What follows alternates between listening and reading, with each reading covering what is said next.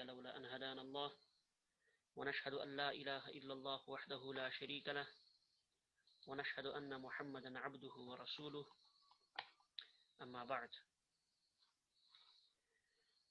قال الله تبارك وتعالى في كلامه المبارك: أعوذ بالله من الشيطان الرجيم بسم الله الرحمن الرحيم ولقد يسرنا القرآن للذكر فهل من مدكر صدق الله العظيم. وقال صلى الله عليه وسلم: خيركم من تعلم القرآن وعلمه أو كما قال عليه الصلاة والتسليم.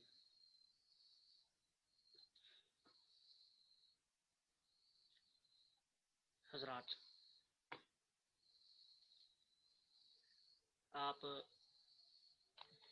فہم قرآن کریم کے اس کورس میں شامل ہیں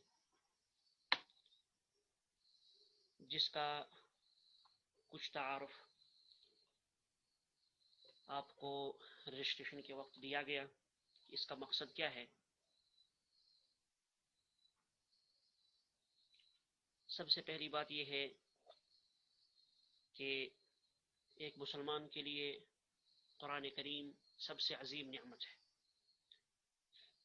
ایک مسلمان کی زندگی بہتر اسی وقت ہو سکتی ہے، اللہ کی مرضی کے تابع نبی کریم صلی اللہ علیہ وسلم کی تعلیمات کے مطابق اسی وقت ہو سکتی ہے جب وہ قرآن کریم سے واقف ہو، قرآن کریم کے پیغام سے واقف ہو، نبی کریم صلی اللہ علیہ وسلم کے فرامین سے واقف ہو. ہمارے بہت سے احباب ایسے ہیں جو زندگی کی مصروفیات کی وجہ سے یا عصری تعلیم گاہوں میں تعلیم حاصل کرنے کی وجہ سے ان کو قرآن کریم کے پڑھنے سمجھنے کے لیے زیادہ موقع میسر نہیں ہوتا، اور ان حضرات کی خواہش تھی کہ اس طرح کا ایک کورس ہو، اس طرح کی کوئی کوشش ہو. تو انہی بعض ساتھیوں کے اصرار پہ یہ سلسلہ شروع کیا گیا. اللہ کرے کہ یہ سلسلہ کامیاب تر رہے. اس کورس کا بنیادی مقصد، جیسا کہ آپ ان باتوں سے سمجھ گئے ہوں گے، کہ قرآن کریم کے فہم کے قریب کرنا. انشاءاللہ العزیز یہ 60 دن کا کورس ہے، 40 اسباق ہوں گے 60 دن میں انشاءاللہ. تو ان 40 اسباق کے بعد آپ محسوس کریں گے کہ بہت حد تک انشاءاللہ العزیز ہم قرآن کریم کے سمجھنے پر قادر ہوں گے، قرآن کریم کی آیات کے ترجمے پر قادر ہوں گے انشاءاللہ العزیز کسی حد تک. تو اس کورس کے سلسلے میں، اس کورس کے ذریعے اس سلسلے کی یہ کوشش رہے گی، یہ مقصد پیش نظر رہے گا. قرآن کریم کی ایک آیت مبارکہ میں نے تلاوت کی. اللہ رب العزت نے فرمایا، یہ آیت قرآن کریم میں سورۃ القمر میں 4 مرتبہ ہے، 4 بار ذکر فرمائی گئی ہے. جیسا کہ آپ اپنی اسکرین پر دیکھ رہے ہیں، جہاں یہ آیت مکمل ہو رہی ہے اس کے آگے لکھا ہوا سورۃ القمر، اور سورۃ القمر میں آیت نمبر 17، آیت نمبر 22، آیت نمبر 32 اور آیت نمبر 40، 4 مرتبہ ذکر کیا اس کو قرآن کریم میں. سورۃ القمر میں اللہ تعالیٰ نے فرمایا وَلَقَدْ يَسَّرْنَا الْقُرْآنَ لِلذِّكْرِ فَهَلْ مِن مُّدَّكِرٍ، کہ ہم نے قرآن کریم کو ذکر کے لیے آسان کر دیا. تو کیا ہے کوئی یاد کرنے والا یا نصیحت حاصل کرنے والا؟ ذکر کے ایک معنی ہے یاد کرنا، یعنی زبانی یاد کرنا. اسے بھی آپ بخوبی واقف ہیں. آپ اپنے محلے میں، اپنی بستیوں میں چھوٹے چھوٹے بچوں کو دیکھتے ہیں، مدارس میں، مکاتب میں وہ قرآن کریم کو حفظ کر لیتے ہیں. حالانکہ ان کے لیے آسان نہیں ہوتا، چھوٹی عمر ہوتی ہے، لیکن چھوٹی عمر میں بہت اچھے طریقے سے وہ قرآن کریم کو حفظ کر لیتے ہیں، اور بسا اوقات بہت بڑی عمر کے لوگ بھی حفظ کر لیتے ہیں. تو یہ قرآن کریم کا معجزہ ہے کہ حرف بحرف آدمی کے لیے اس کو یاد کرنا آسان ہے. تو ایک معنی تو ذکر کے یہ ہے کہ قرآن کریم کو زبانی یاد کرنا آسان ہے، اور دوسرے معنی ذکر کے ہیں نصیحت حاصل کرنے کے لیے ہم نے قرآن کریم کو آسان کر دیا،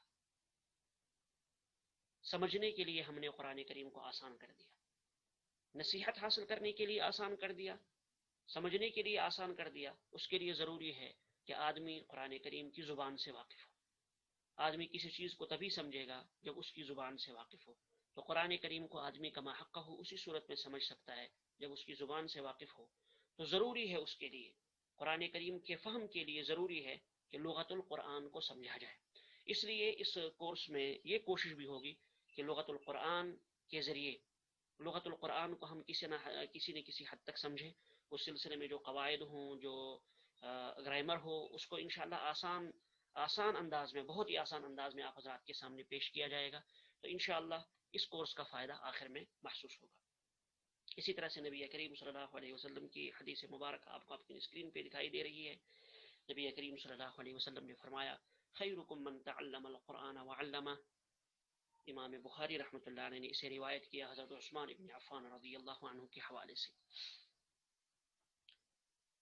کہ نبی کریم صلی اللہ علیہ وسلم نے فرمایا بہترین آدمی تم میں سے وہ ہے جو قرآن کریم کو خود سیکھے اور پھر قرآن کریم کو سکھائے۔ تو سب سے پہلا کام ہے کہ آدمی خود سیکھے۔ تو انہی باتوں کو پیش نظر رکھتے ہوئے یہ سلسلہ شروع کیا گیا ہے۔ اللہ کرے کہ یہ سلسلہ کامیاب تر رہے اور اس سلسلے کے فوائد ہم سب کو حاصل ہوں، اور اللہ اس سلسلے کو اپنے یہاں مقبولیت سے نوازے۔ اس کے بعد آپ پہلا پوائنٹ دیکھ رہے ہیں، کورس کا تعارف اور عربی زبان کی اہمیت۔ کورس کے تعارف اور عربی زبان کی اہمیت کے سلسلے میں نے آپ کو بتا دیا۔ کورس کے تعارف کے سلسلے میں یہی ہے کہ خاص بات اور اہم بات کہ اس کورس میں، یہ کورس عام طلباء کے لیے اور عصری تعلیم گاہوں سے وابستہ حضرات کے لیے شروع کیا گیا ہے جو عربی زبان میں زیادہ مہارت نہیں رکھتے، جن کو عربی زبان کے پڑھنے کا موقع نہیں ملا یا قرآن کریم کے سمجھنے کا ابھی تک ان کو موقع نہیں ملا، وہ چاہتے ہیں کہ اس سلسلے کی کوشش رہے۔ ہمارے اس گروپ میں جو ہم نے شروع کیا ہے، اس میں بہت سارے احباب دینی اداروں سے وابستہ ہیں، مدارس سے وابستہ ہیں، یا کئی ایک علماء کرام ہیں۔ ان سے ہم گزارش کریں گے شاید یہ کورس ان کے لیے زیادہ مفید نہ ہو، اس لیے کہ اس میں جو بنیادی باتیں بتائی جائیں گی ان سبھی سے بخوبی، ہم سے اچھی طرح سے، ہم سے بھی زیادہ بہتر طریقے سے ان تمام ہی باتوں سے وہ واقف ہیں۔ اس لیے ان سے ہم گزارش کریں گے کہ وہ اگر ہمارے اس کورس سے نہ جڑے اور دوسرے ساتھیوں کو موقع دیں، اس لیے کہ زوم اپلیکیشن کے ذریعے ہم اس کو آن لائن کرتے ہیں۔ اس کی زوم کی اپنی ایک کیپیسٹی ہوتی ہے، اس سے زیادہ لوگ جوائن نہیں کر سکتے۔ ان حضرات سے ہم یہ گزارش کریں گے، مؤدبانہ گزارش کریں گے کہ وہ دوسرے لوگوں کو موقع دیں جن کو اس کورس کی ضرورت ہے۔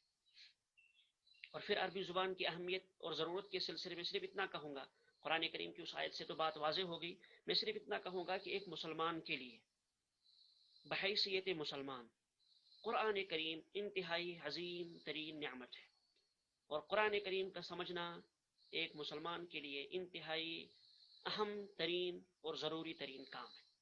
بس، اور میں نے ابھی عرض کیا، قرآن کریم کو سمجھنے کے لیے ضروری ہے کہ فہم قرآن کے لیے ضروری ہے کہ لغت القرآن سے، لسان القرآن سے، قرآن کریم کی زبان سے آدمی واقف ہو۔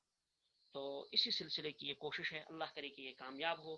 یہ انشاءاللہ ایک مشن ہے، اس مشن کو لے کر چلیں گے۔ آپ سبھی سے ہم اس کی امید رکھتے ہیں کہ انشاءاللہ آپ بھرپور ساتھ نبھائیں گے۔ اس کے بعد اب ہم بنیادی بات کی طرف آتے ہیں، اپنے سبق کا آغاز کرتے ہیں۔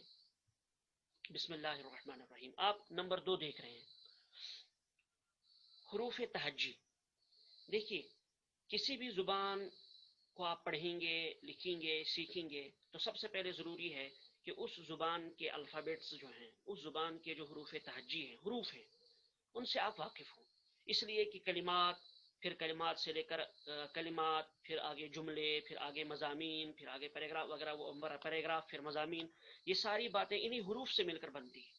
تو اس لیے ضروری ہے کہ پہلے حروف کی صورت کو اچھی طرح سے ذہن میں رکھا جائے، اس کو صحیح طور سے، ان حروف کی شکل کو صحیح طور سے سمجھا جائے، ان کا صحیح تلفظ کیا جائے۔ اس لیے کہ اگر ہمیں حروف کا صحیح تلفظ ہوگا تبھی ہم کلمے کو صحیح پڑھ سکیں گے، کلمے کا صحیح تلفظ ہوگا تبھی ہم پھر کلام کو صحیح پڑھیں گے، پھر کلام کا صحیح تلفظ ہوگا تبھی ہم ایک پیراگراف کو صحیح پڑھ سکیں گے، اور پھر آگے کسی کتاب کو صحیح پڑھ سکیں گے یا مضمون کو صحیح پڑھ سکیں گے۔ تو اس لیے جو ہمارا مشن ہے، اس سلسلے میں ضروری ہے کہ سب سے پہلے ہم حروف تہجی کو، عربی زبان کے حروف تہجی کو صحیح طور سے سمجھیں اور ان کے تلفظ کو بھی صحیح طور سے سمجھیں۔ تو اس لیے ہم اسی سے آغاز کرتے ہیں، حروف تہجی سے ہم آغاز کرتے ہیں۔ آپ دیکھ رہے ہوں گے کہ یہاں آپ کی اسکرین پہ کل تعداد حروف تہجی کی 28 لکھی ہوئی ہے۔ حروف تہجی کی تعداد 28 ہے یا 29 ہے؟ بالکل اردو زبان کی طرح ہے، لکھے جاتے ہیں اردو زبان کی طرح، البتہ کچھ فرق ہے، تلفظ میں کچھ فرق ہے، اور اردو زبان میں، اردو حروف تہجی میں کچھ الفاظ زیادہ ہیں اور یہاں کم ہے عربی زبان میں۔ کیا ہے؟ پہلے میں ایک مرتبہ حروف تہجی کو پڑھتا ہوں۔ الف، با، تا، ثا، جیم، حا، خا، دال، ذال، را، زا، سین، شین، صاد، ضاد، طا، ظا، عین، غین، فا، قاف، کاف، لام، میم، نون، ہا، واو، یا۔ سب سے پہلے آپ نے دیکھا ہوگا، آپ نے یہ بات نوٹ کر لی ہوگی کہ ہماری اس اسکرین پہ حروف تہجی میں کچھ حروف کو لال رنگ سے لکھا گیا ہے، لال کلر سے لکھا گیا، ان پر لال کلر لگایا گیا ہے۔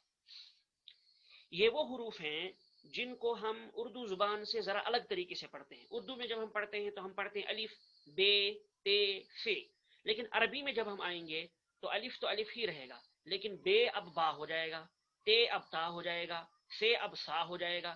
اسی طرح سے جن حروف پر لال رنگ رکھا ہوا ہے ان کے ساتھ ہم الف ملا دیتے ہیں۔ کیا ہے سب سے پہلے؟ یہ دیکھیے، یہ ایرو آ گیا آپ کے با پہ، با، پھر تا، سا، ہا، جیم کو جیمی کی طرح پڑھیں گے، پھر ہا، پھر خا، دال غال کو ویسے پڑھیں گے جیسے ہم اردو میں پڑھتے ہیں، ٹھیک، بغیر کچھ ملائے، را، پھر زا، زا، زا، زے کے بجائے زا، سین، شین، صاد، زاد، یہ تو ویسے ہی ہیں، پھر طا، پھر ظا، عین غین تو ویسے ہی رہے گا، پھر فا، پھر قاف کاف لام میم نون ہا واو اور یا۔ آخر میں آپ دو باتیں آپ دیکھ رہے ہوں گے، دو باتیں آپ نے نوٹ کر لی ہوں گی۔ نمبر ایک، اردو میں جب آپ ہا کو پڑھتے ہیں تو آپ اس کو واو پہلے پڑھتے ہیں اور ہا بعد میں پڑھتے ہیں، واو ہا یا، چھوٹی یا اور بڑی یا۔ عربی زبان میں چھوٹی یا اور بڑی یا کوئی چیز نہیں، تو اردو میں آپ واو پہلے پڑھتے ہیں اور ہا بعد میں پڑھتے ہیں، لیکن عربی زبان میں ہا پہلے آئے گا اور واو اور یا آخر میں آئے گی۔ ایک بات۔ دوسری بات آپ نے دیکھی ہوگی، یہ بات آپ نے نوٹ کر لی ہوگی کہ یہاں حمزہ چھوٹ رہا ہے، حمزہ ہم یہاں نہیں دیکھ رہے۔ اس کے لیے آپ اگلے پیج پر جائیے۔ حمزے کو سمجھنے سے پہلے آپ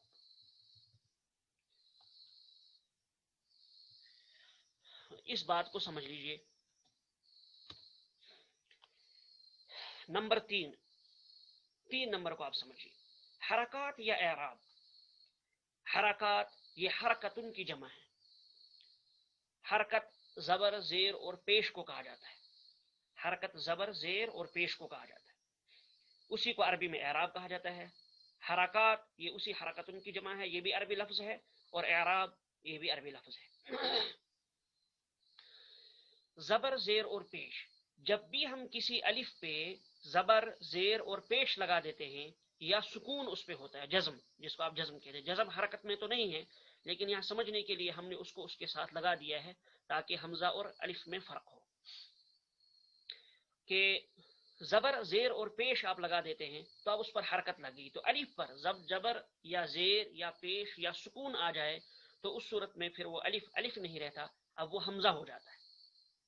یہی فرق ہے الف اور حمزہ میں، اس لیے ہم نے حمزہ کو الگ سے شمار نہیں کیا۔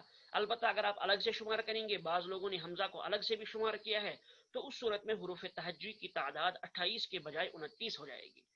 یہاں چونکہ ہم نے اس کو الگ سے شمار نہیں کیا، میں نے بتا دیا آپ کو کہ حمزہ اور الف میں صرف یہ فرق ہے کہ الف پر کوئی حرکت نہیں ہوتی اور حمزہ کے اوپر حرکت ہوتی ہے، تو جہاں بھی الف کے اوپر حرکت ہو اب اس کو ہم حمزہ کہیں گے، اس پر زبر ہے یا زیر ہے یا پیش ہے یا اس پر سکون ہے۔ جیسے آگے آپ دیکھ رہے ہوں گے قرآن کریم کی پہلی وحی، یہ آپ دیکھ رہے ہیں اقرا، قرآن کریم کی پہلی وحی ہے اقرا، اقرا بسم ربک الذی خلق۔ اب اس میں لفظ اقرا ہے، لفظ اقرا میں شروع میں بھی حمزہ ہے اور آخر میں بھی حمزہ ہے۔ شروع میں جو حمزہ ہے اس کو ہم الف نہیں کہیں گے، اس لیے کہ اس پر حرکت ہے، جب اس پر حرکت ہے اب یہ حمزہ کہلائے گا، اب یہ الف نہیں کہلائے گا۔ اسی طرح سے را کے بعد جو حمزہ ہے اس پر سکون آ رہا ہے، اب ہم اس کو حمزہ کہیں گے، ہم اس کو الف نہیں کہیں گے۔ تو اس بات کو اچھی طرح سے ذہن میں رکھ لیجئے گا کہ حمزہ اور الف میں کیا فرق ہے۔ حمزہ عربی میں کوئی الگ سے چیز نہیں ہے، اگر آپ اس کو الگ سے بھی شمار کریں گے تو کوئی مسئلہ نہیں، لیکن وہ کوئی الگ چیز نہیں، وہ الف ہی کی شکل ہے، الف پر حرکت آ جائے تو وہ حمزہ ہو جائے گا، حرکت نہ ہو تو پھر وہ الف ہی رہے گا۔ اور بعض لوگوں نے اس کو الگ سے بھی شمار کیا ہے، ہم نے اس کو الگ سے شمار نہیں کیا، تو یہ دونوں کے درمیان میں آپ فرق کو سمجھ لیجیے۔ اسی کے ساتھ ساتھ حرکت اور اعراب کو بھی آپ اچھی طرح سے سمجھ لیجیے، حرکت کس کو کہتے ہیں اور اعراب کس کو کہتے ہیں، اس لیے کہ آگے جب ہم گفتگو کریں گے تو ہم صرف آپ کو بتائیں گے حرکت یا اعراب، اس وقت ہم آپ کو دوبارہ نہیں بتائیں گے کہ زبر زیر پیش کو حرکت کہا جاتا ہے، اس لیے آپ اس کو سمجھ لیجیے گا بہتر۔ اس کے بعد چوتھے پوائنٹ پہ ہم چلتے ہیں، سبق کے اعتبار سے یہ تیسرا پوائنٹ ہے، کلام کے اجزاء۔ کلام کے اجزاء، جب بھی کوئی کلام بنتا ہے، ہم گفتگو کرتے ہیں، چاہے ہم ایک لفظ، چاہے ہم ایک جملہ کہیں، ہم ایک پیراگراف کہیں، یا ہم ایک مضمون لکھیں، تو جو بھی ہم جملہ کہتے ہیں اس جملے کے اندر اجزاء ہوتے ہیں، وہ جملہ چند چیزوں سے مل کر بنتا ہے، وہ جملہ چند چیزوں سے مل کر بنتا ہے۔ تو جن چیزوں سے وہ مل کر بنتا ہے، عربی میں وہ تین چیزیں ہو سکتی ہیں، یا تو وہ جملہ اسم، اس جملے کے اجزاء، اس میں اسم ہوگا، فعل ہوگا اور حرف ہوگا، کبھی صرف اسم اور فعل ہوگا، کبھی صرف فعل اور اسم ہوگا، کبھی تینوں چیزیں ہوں گی۔ اسم، اس کو آپ ناؤن کہتے ہیں، ناؤن۔ پھر ناؤن کی بہت ساری اقسام ہیں، وہ آگے آئیں گی تفصیل کے ساتھ، فی الحال یہاں آپ کلام کے اجزاء کو سمجھ لیجئے۔ اس کے بعد ہے فعل۔ فعل کس کو کہتے ہیں؟ فعل یعنی ورب۔ پھر فعل کی بھی بہت شکلیں ہیں، وہ بھی آگے آئیں گی، یہاں آپ صرف فعل کو سمجھ لیجئے۔ تیسری چیز ہے حرف۔ حرف یعنی ورڈ۔ مثلا ہم قرآن کریم کی کوئی آیت لیں، یہی جو ہم نے پیچھے پڑھا،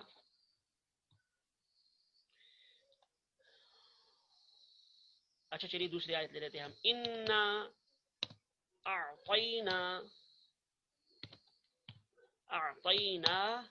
کل کوثر، یہ آپ کی اسکرین پر آیا، انا اعطینا کل کوثر۔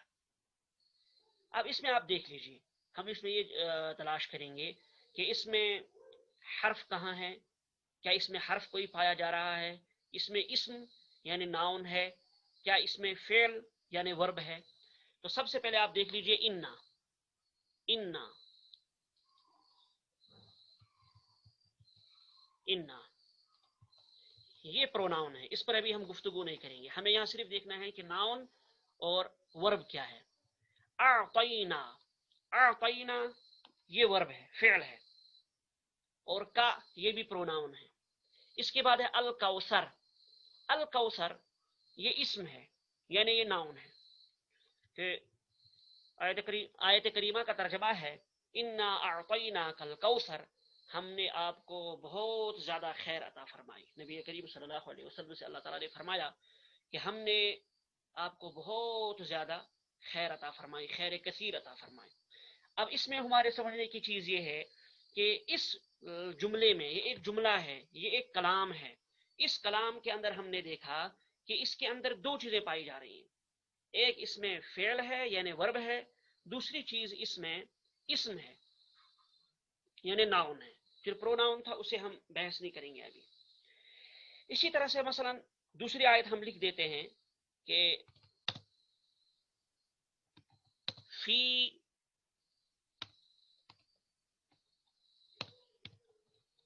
عیشت راضیہ، فی عیشت راضیہ کہ مزے کی زندگی میں ہوں گے۔ یہ ایک آیت ہے، آیت مبارکہ، یہ آیت اپنی پچھلی آیت سے مل کر ایک جملہ ہے، ایک کلام ہے۔